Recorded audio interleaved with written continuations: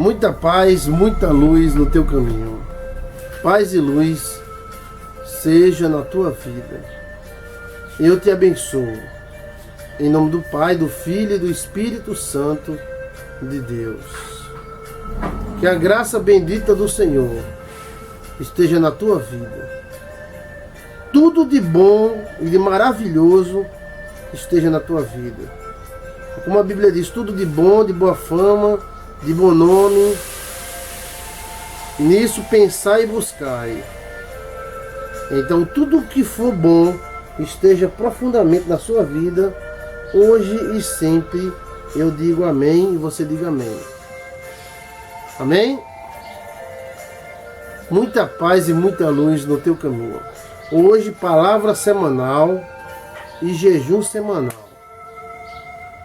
Primeiro temos a palavra, depois temos os comentários da semana e depois a gente vem orando pelas pessoas que estão conosco no jejum semanal. Às vezes fazemos um vídeo só, mas às vezes não conseguimos devido a alguns problemas técnicos e ficam sendo 3 vídeos. Parte 1, parte 2, parte 3. Tá bom? Paz e luz para você. Eu tenho um recado muito importante. Depois da pregação, eu tenho um recado muito importante para você. Eu quero que você preste atenção. Logo após da pregação, todos os amigos meus, eu quero dar um recado importante para vocês. Quero agradecer a Deus, o Deus Todo-Poderoso, por essa oportunidade de poder entrar nas suas casas e com você orar para mudança de vida. O que a igreja orar, ela tem. Se ela orar por cura, há cura. Se ela orar por libertação, haverá libertação. Neste momento nós somos igrejas, porque somos mais de um. Onde tiver 2 ou 3 em meu nome, eu estarei no meio deles para operar. Então Deus está no meio da gente. Você aí do outro lado, eu aqui no vídeo, e centenas de pessoas assistindo e participando dessa corrente forte de oração. Novamente eu agradeço a Deus e a você pela sua audiência. Geralmente as pessoas assistem um jejum semanal, que é feito no sábado, são 11h28 agora. Eles assistem no domingo, a maioria. E eles ficam como se fosse uma escola dominical na sua casa, no seu lar. Eu agradeço muito e ficam ali fazendo aquela comidinha gostosa do domingo e assistindo o jejum semanal. Que coisa boa, né? Muito bom. Então vamos para a palavra semanal.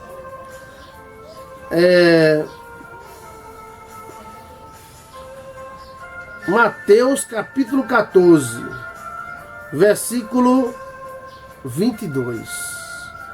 Mateus 14, 22. A palavra de Deus nos fortalece.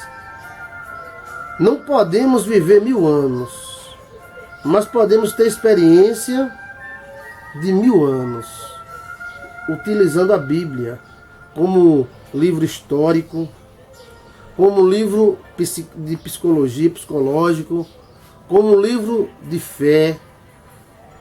A Bíblia, ela é tudo para aqueles que creem em Deus, porque através dela nós aprendemos a nos comportar.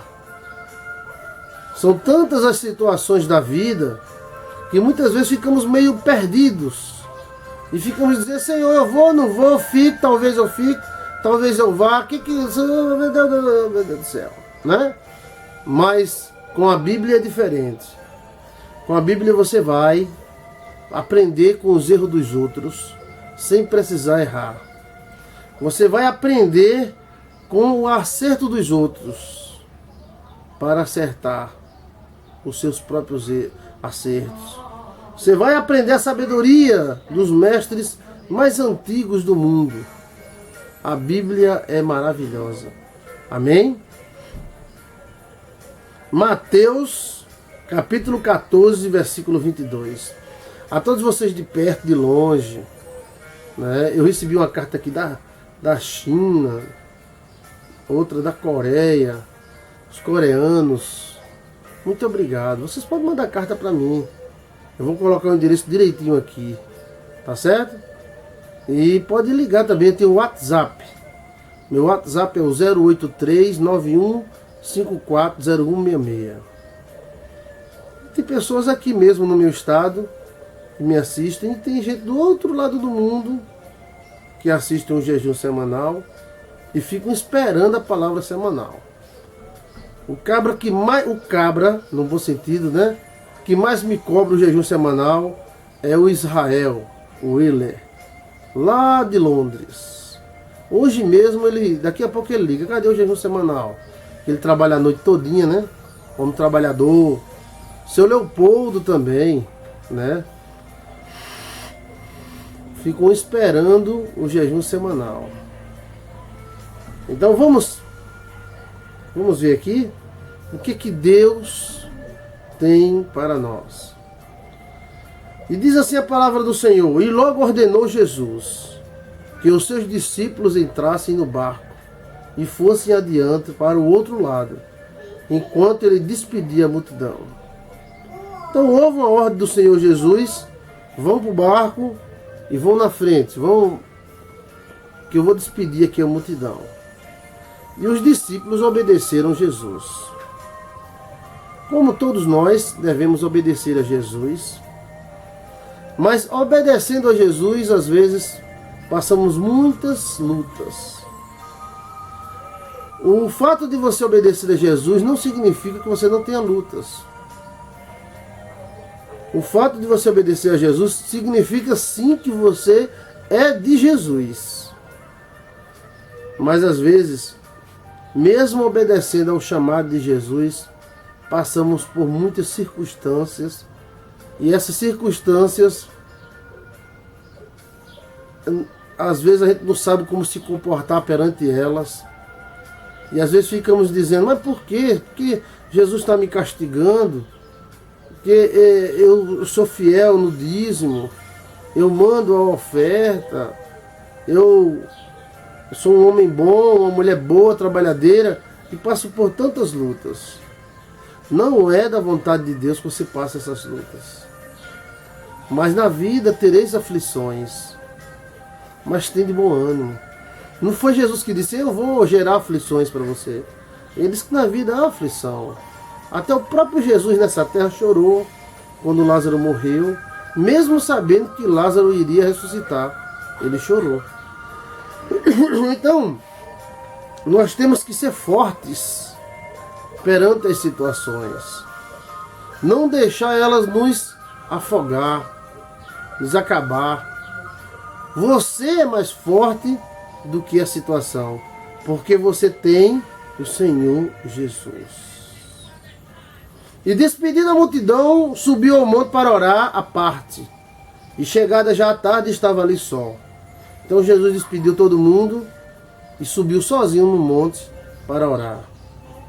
E ele estava ali só. Às vezes, temos que ter um particular com Deus. Só você e Deus. Conversando com Ele. Porque Jesus fazia isso. Jesus, sendo 100% homem e 100% Deus, ele fazia isso. Ele se isolava às vezes, até dos próprios discípulos, para orar, conversar. Se Jesus, era necessário Jesus orar, quanto mais nós. Na verdade é que nós oramos muito pouco. Muito pouco. Nós pensamos que oramos. E às vezes quando a gente quando levamos para o caderno quantos minutos de oração nós temos por dia, nos decepcionamos, porque está muito distante daquilo que imaginamos.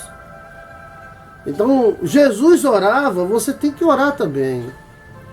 Não é obrigado você orar, mas é necessário. Conversar com Deus. Pastor, eu estou sozinho no meu quarto conversando com Deus. Deus me ouve, ouve. Ele ouve você mais do que você estando no oba-oba, na multidão. Conversa com o Pai. Fala como eu estou falando com você. sem nenhuma burocracia. Olha, Jesus, eu estou lascado. Tenha misericórdia de mim. Eu estou arrebentado. E começa a contar para ele. Ele vai fazer alguma coisa. Porque ele sempre faz. Ele não abandona os seus. Não abandona. Jesus te ama mais do que a tua mãe ama você. E olha que para superar um amor de mãe, tem que ser algo muito forte. Mas o amor de Jesus é mais forte ainda. Então Jesus teve o particular dele com Deus, você deve ter o particular. Você já experimentou ter 5 minutos de particular com Deus? Às vezes eu vou para o monte, seu Leopoldo, pastor, ore pelos meus filhos, Israel, ore pelos meus papéis. A irmã lá do Espírito Santo, aí tem Sidné que está com a irmã com câncer, e a gente fica pensando nesses problemas, outros casos de separação, mulheres querem engravidar, outras querem que o seu marido fique curado, e a gente sobe ao monte e fica orando ao Senhor. Eu desligo o celular e fico ali só falando com o Pai. Às vezes eu deito na pedra, e quando a gente sai dali, a gente sai renovado, com a certeza que Deus há de fazer algo. Então, fale com Deus. Tenha o seu particular com Deus. Pastor, onde está Deus? Peraí, Deus está ali, eu vou correr para ali. Não, peraí, onde é que está Deus? Deus não, está ali no retetezinho do sapatinho de aço. Aí corre pro sapatinho de aço, aí roda, cai, tal. Não está aqui, nossa. Jesus Cristo está dentro da Assembleia de Deus. Vou correr para a Assembleia de Deus, ai meu Deus do céu. Aí peraí, Jesus Cristo está dentro da Batista.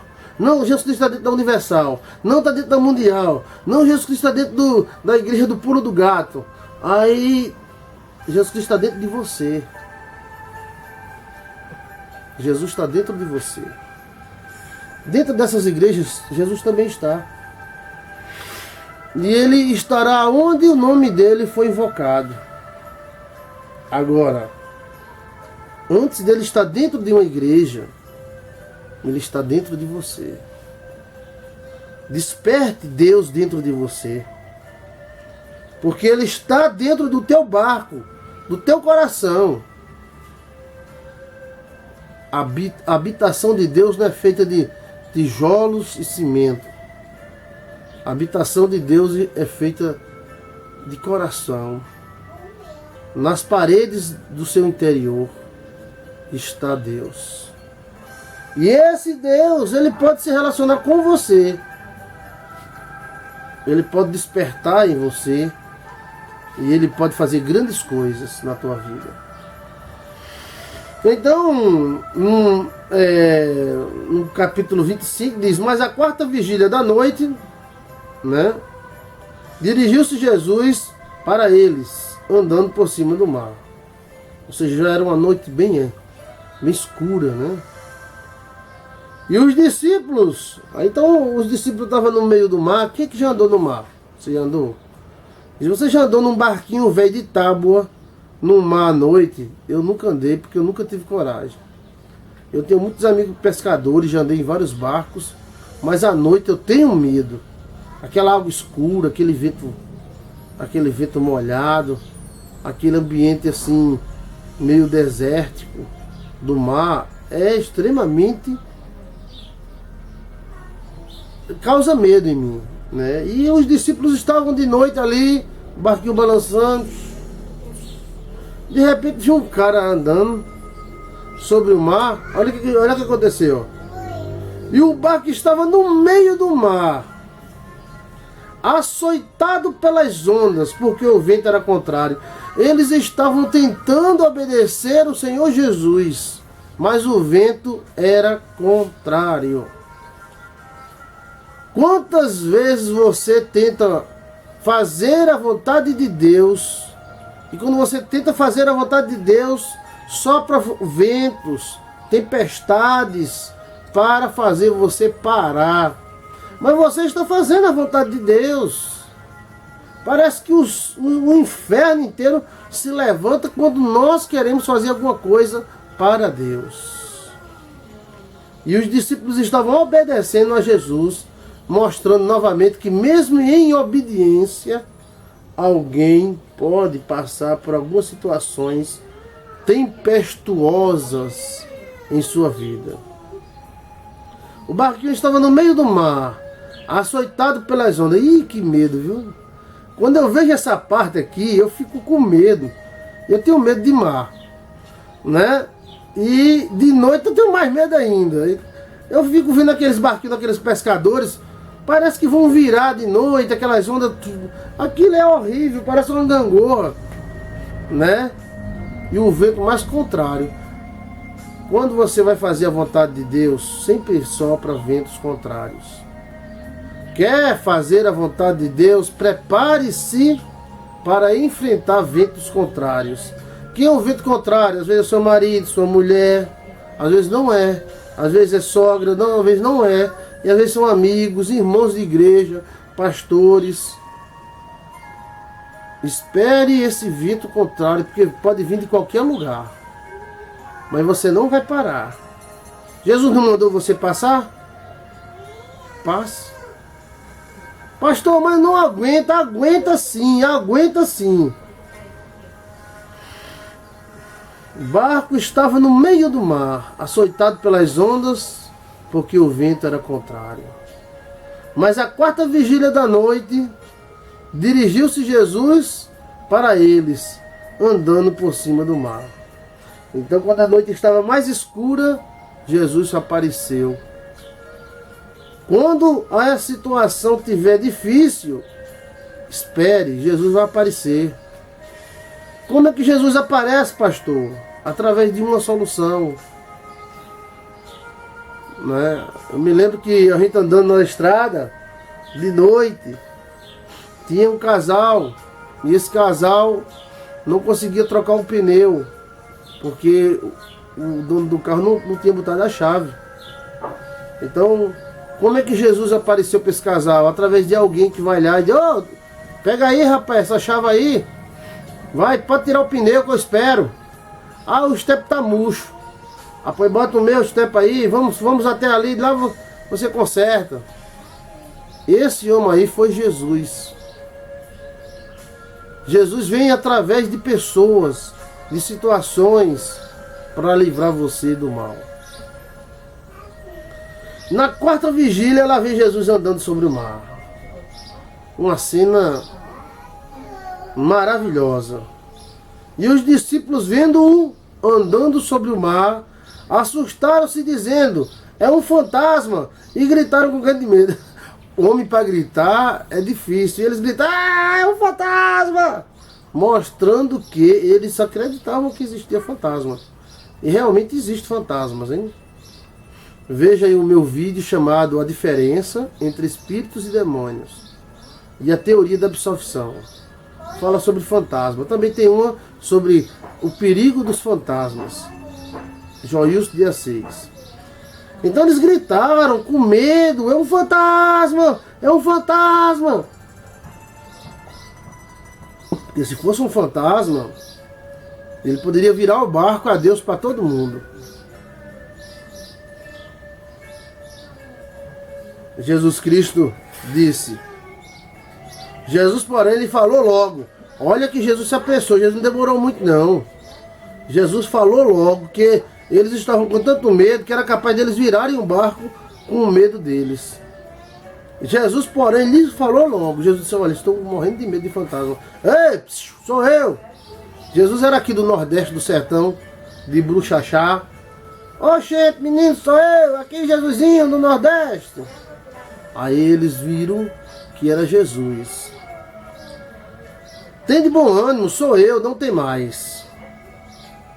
Tem de bom ânimo, sou eu, não tem mais, Jesus falou. E o Jesus do Nordeste: oxe, fico contente, alegre, vi, sou eu, não tenha medo não. É, Jesus do Nordeste. Esse Jesus do Nordeste ia ser legal, não ia? Oxe, tenha medo não, meu. Sou eu, Jesusinho aqui de Cabrobró, do sertão do Nordeste da Paraíba. Aí Jesus identificou-se logo, mostrou quem era e disse para eles não temer. Jesus disse para você, não tema. Agora é difícil, porque todos nós somos humanos, temos medo. Quantas pessoas têm medo da solidão? Outros têm medo de ficar só. Outros têm medo de ficar sem filho. Tem mulher que tem medo de ter filho e tem mulher que tem medo de ficar sem filho. Aí são dois medos, né? E medos e mais medo. Mas você não tenha medo, não viva sobre o medo, não, que o medo atrai o mal. Viva sobre fé, que Deus é o teu Deus e que Ele não vai deixar vacilar os teus pés. Aquele que te guarda, guarda de Israel, não tosquenejará, ou seja, não vai cochilar. Assim, ó. Não. Ele é o guarda de Israel, Ele não tosquenejará. Eis que não tosquenejará, ou seja, não cochilará, o guarda de Israel.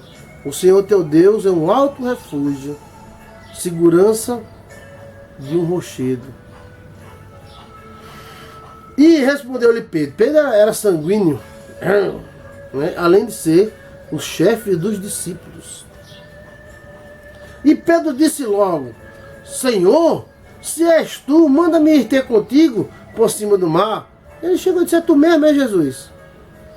Pois eu quero ir até aí onde o Senhor está, porque ficou aquele cara vestido de branco em cima da água e os discípulos tudo com medo, tremendo, eles estavam assim, ó.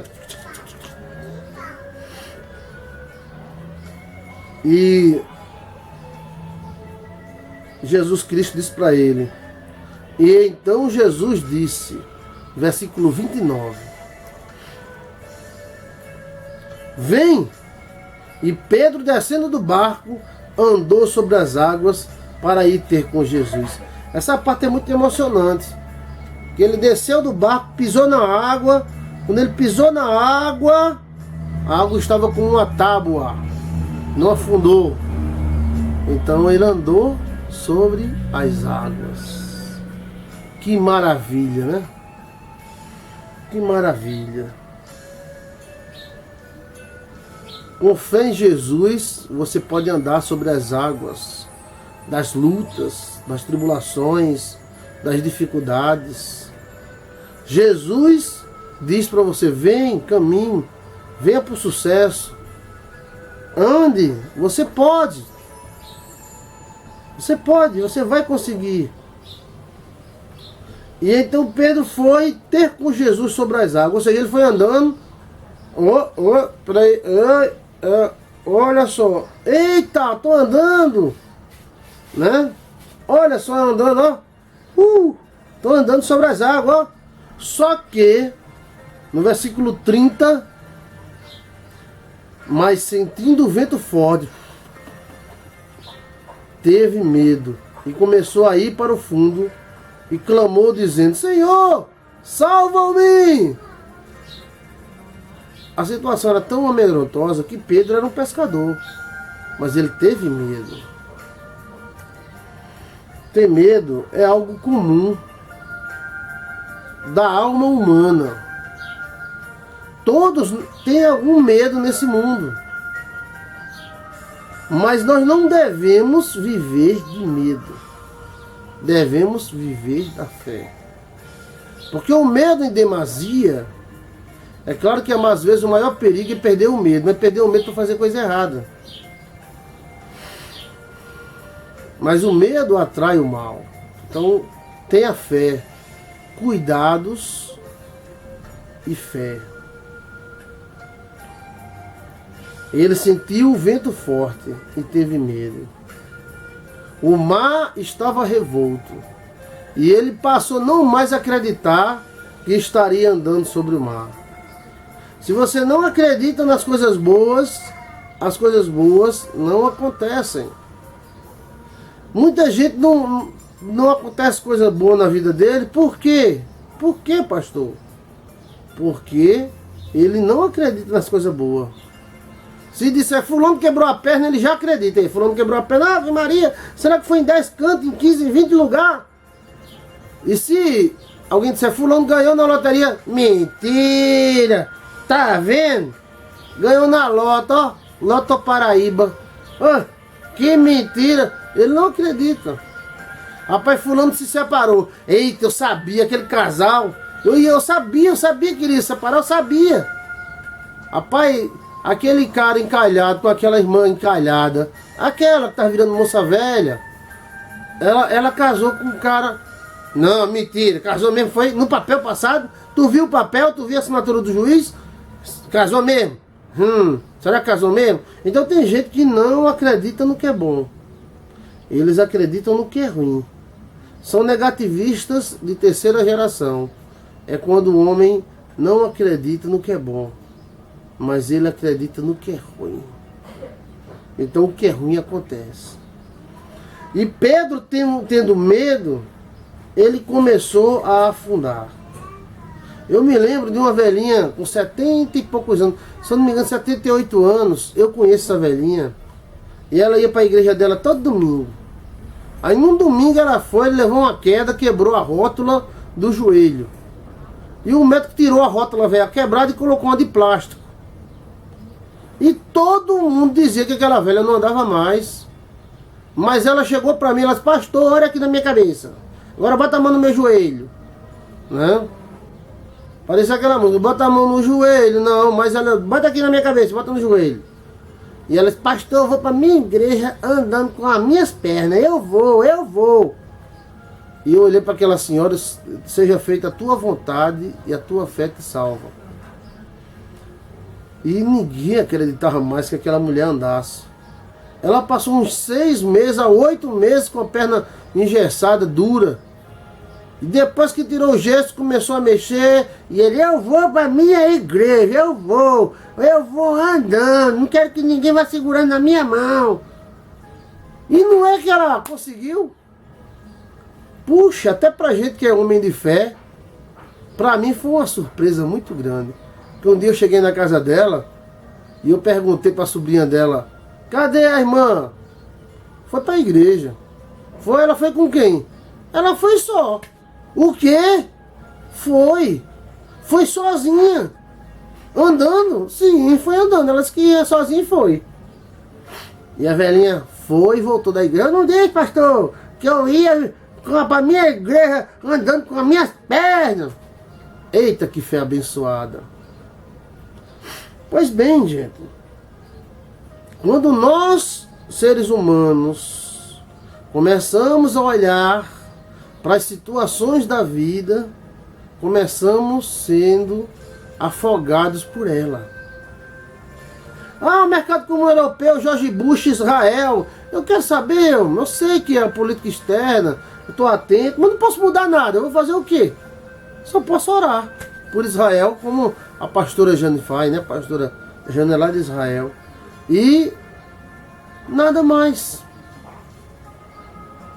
Não podemos ficar olhando coisas negativas, senão esta negatividade te atrai, te cerca e afoga. Não ore. Se você está doente, pastor, está doente de quê? De cachumba, sarampo.